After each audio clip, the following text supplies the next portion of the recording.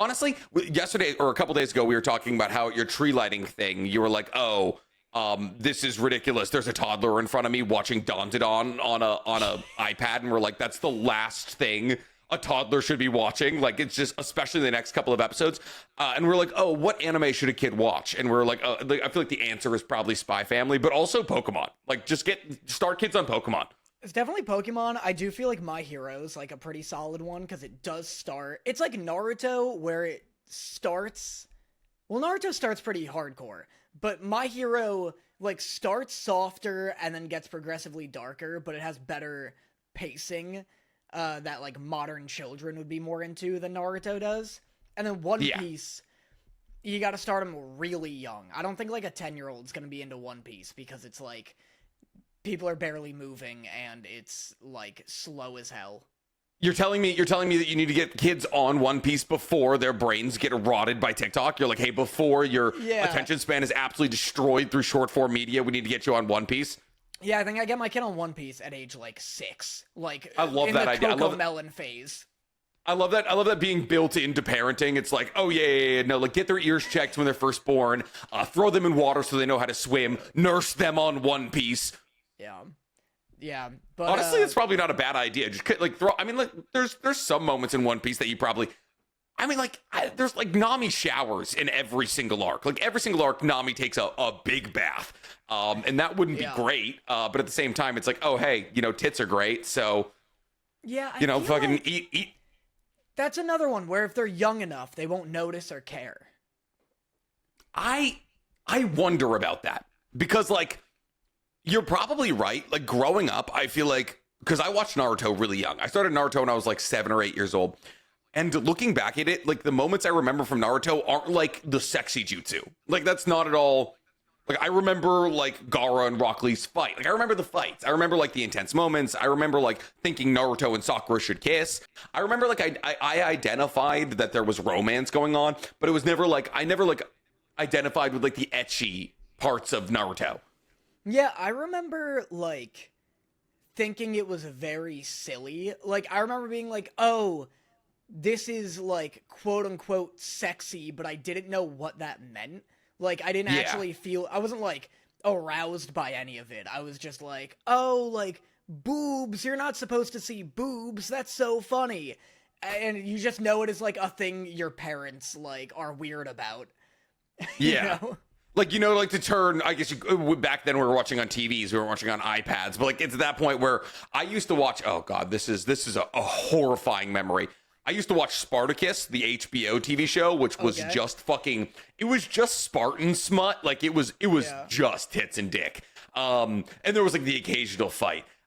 And there was just full penetration sex, like every other episode. And I would just watch it like all the time around my mom, but like I would do this thing where if I'd be like watching, I'd have the episode saved on my laptop.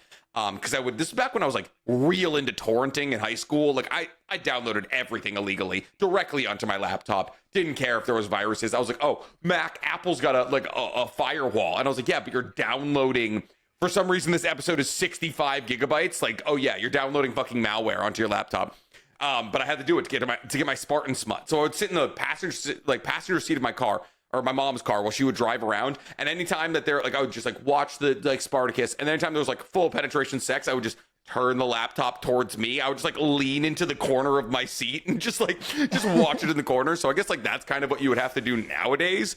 Yeah, I don't know. I mean, because you briefly mentioned it, but if anyone's wondering why we started talking about this, I was at the, LA Christmas tree lighting, where you just, go, oh my god, it's actually fucking insane. You go into the Grove, which is, a little shopping center, and all the stores close at 4 p.m. But you have to get there really early because last time we showed up an hour beforehand and they wouldn't let us in. So we showed up at 3 p.m. thinking we could hang out in Barnes & Noble for a few hours when it starts at 7. And everything shuts down and you're just stuck in this little outdoor shopping mall area for hours. It's very cute. It's very cute, but there's nothing to do. Yeah. for hours, and we snag a table because we were there so early, and in front of me, there's a child who, like, I don't even know can speak English, like, yet. Like, that's how young they are. And they're watching Don on their iPad, and it's funny because behind them is me, embarrassed about watching Don in public on his iPad while he waits for the Christmas tree lighting.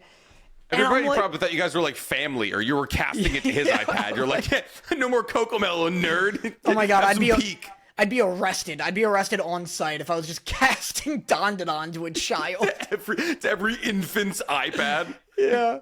But I was like in the middle of a conversation with Sarah, and I was like, yeah, no, like, I think it'll be fun. It's a little cold, but, like, you know, we brought jackets. I wish we brought snacks. That kid should not be watching that. like it just snapped my attention. It's just like, you can, like, see Okarun being like, my dick and balls are gone. You're like, no, that's not for children. No, it was wild. And then something really funny happened at the Christmas tree lighting where... So it's like a, you know, Macy's Day Parade vibe where they have, like, a big float and a bunch of, like, washed-up celebrities come out and sing. Like, the girl who wrote a Fight Song was there, and she sang Fight Song. This is my fight. Okay, man, listen, I get it. She's made millions of dollars off that one song. But when you're doing, like, that's gotta be a moment of realization. You're like, oh, I'm doing the Christmas tree lighting at the Grove. Tough day. There was a part where she, like, got to the second verse of when she's like a small boat on the ocean.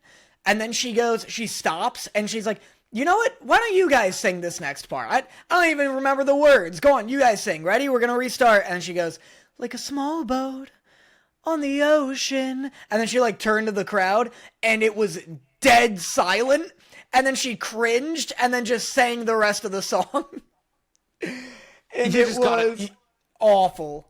Why do that for the chorus? Don't do that. I hate when I go to see bands and they're like, you guys know the words, or like there's like a band that'll be big for like their one TikTok song, and they'll be on like their they'll be like the third song of their second EP, and they'll be like, come on, you guys know the words. It's like, no, we don't, man. Play the fucking Y2K song that got 30 million views on TikTok, and like, play your other music, but don't pretend that we know your other music. Yeah, it's like Eminem comes out and he's like, come on, who knows all the words to Getting Funky with It? And it's like, fucking what? You do. That's why you just brought it up. Yeah, it's me. And what's the one where he talks about a gerbil in his ass? That's one that you could sing along to. That's Fack, and yes, I could. No, Fack. Sometimes I forget that you're just an Eminem encyclopedia. Yeah, Eminem is to me what Naruto is to you. You're like, it's like double wide trailers, racists, and Danny. That's the fucking Eminem fan base right there. But then Jesse McCartney was there, and he sang a Dean Martin song, and he gave like a in memoriam to Dean Martin, and he was like, and then after he sang his song, he was like, yeah, you know, Dean Martin was a living legend of his time. He was an incredible man with a great soul. Beautiful soul. And then he started walking away, and he came back around, and he was like, I don't want just anyone who holds. I want you and your beauty. And sang his own song. And it was a crazy segue from talking about a dead musical legend to singing his pop song from like 20 years ago. Hasn't Dean Martin been dead for like 45 years? Yeah, for like millennia. But he was like a... Like Dean Martin's the deadest guy in the history of guys, right? Yeah, but he was like a big Christmas song singer, so he did like one of those he died in 1995. He died before I was born. We can use his death to segue into pop music now. It's so funny. This is fucking 29 years ago. Yeah.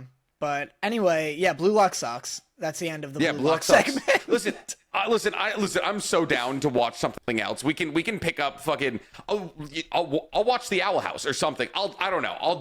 We'll do something. I'll watch the Owl House. We'll talk about an episode every single week. I'm so down to replace Blue Lock at this point. Because my God, who gives a shit? You're just trying to get me to drop Daima. Yeah, you better believe that this is getting parlayed into can we drop Daima? Because wow, listen, when I sit down, if we quit talking about Blue Lock, I would probably still watch Blue Lock just to see how the season ends. If we stop talking about Dragon Ball Daima, I'd never look at the show again.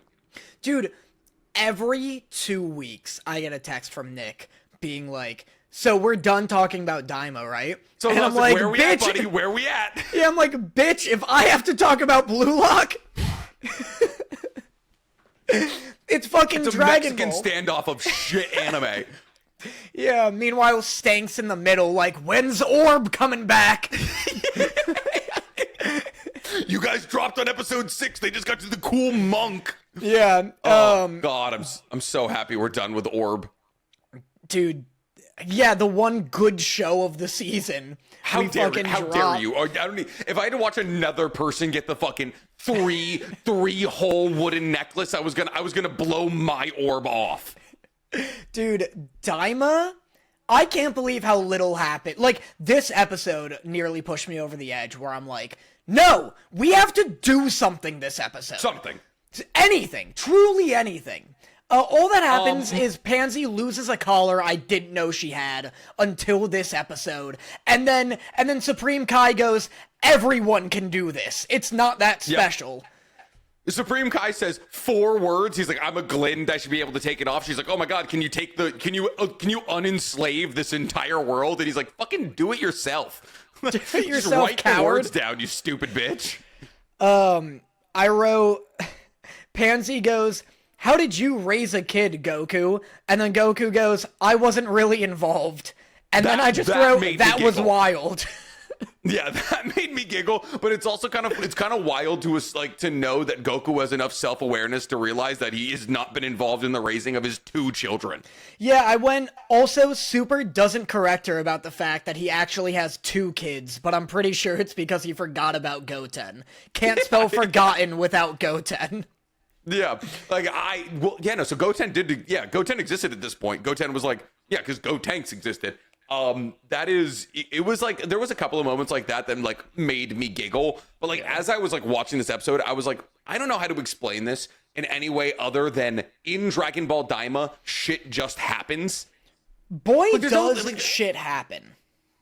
Like, there's no reason for anything to be happening that happens. It's just every 3rd episode they get a new plane, and then they're like, oh, hey, like, all right, the best way I know how to explain it is that they have a ship. They introduce the fact that, like, Vegeta, Bulma, Piccolo are going to come in this, like, ship that, like, Bulma's going to fix. But then she's like, I can't fix it. It runs on a rock that doesn't exist on Earth. And we're like, okay, cool, I guess. That's unfortunate, obviously, but at the end of the day, like, I guess we can live with that. And so then Hybis, who is fastly becoming pretty much the only reason that I'm watching the show in the first place, is just like, oh, hey, like, I'm here now. Let me pick up everybody. And I thought you'd come back and you didn't. That's the whole thing. It's just like Hybis is just going to... Hello? You there? Yeah. Hi. You froze for so long. Gotcha. You also froze, so I don't know how much. I think it should have got everything that I was saying. Anyways, basically what I was saying was, like, Bulma's like, I can't fix this ship. And then, like, she's like, oh, I need a rock. I need a rock that doesn't exist on this Earth. It only exists in the demon realm. And we're like, okay, cool, I guess. Like, are you going to fix it? And it's like, no, Hybis is here. And it's like, okay, why were you working on the ship?